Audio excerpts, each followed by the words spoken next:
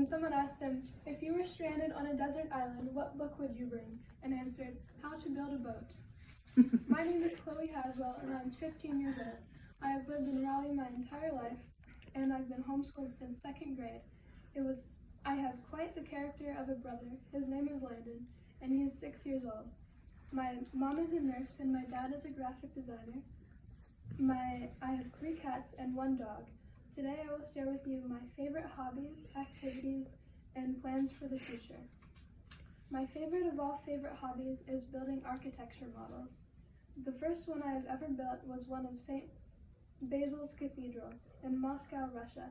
It stands 2.5 inches wide and 4.5 inches tall, and even though it is relatively small in the world of architecture models, it took me 4 days to build, although it was time well spent. The most recent model I am working on is one of Duomo di Milano in Milan, Italy. It is not even close to finish, although it has been my favorite model to build. Although my back, however, begs to differ. I also love making origami, traditional Japanese origami like cranes, and modern, much more complicated origami like witches, wizards, reapers, knights, and even bats. It is said that in Japanese culture, if someone were to make 1,000 cranes, they would be granted 1 wish. In my opinion, that's an expensive bargain. Though all those hours and hard work just for 1 wish? I collect metal puzzles and solve them. Every time I go to the puzzle section, every time I go to the bookstore, I go to the puzzle section, and I'm running out of space on my shelf.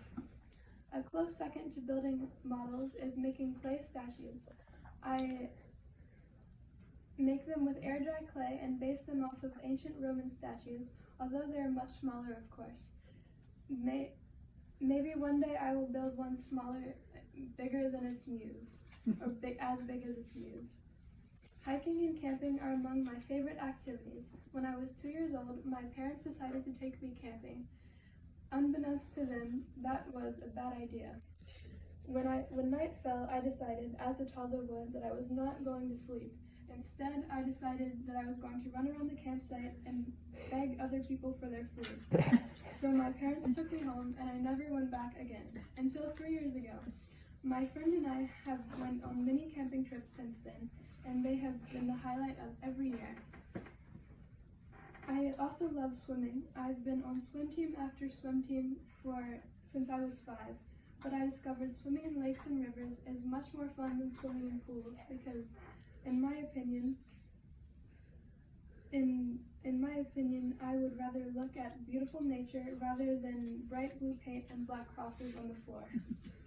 One of my favorite activities, my favorite is rock climbing. My childhood nickname was Little Monkey for 2 reasons.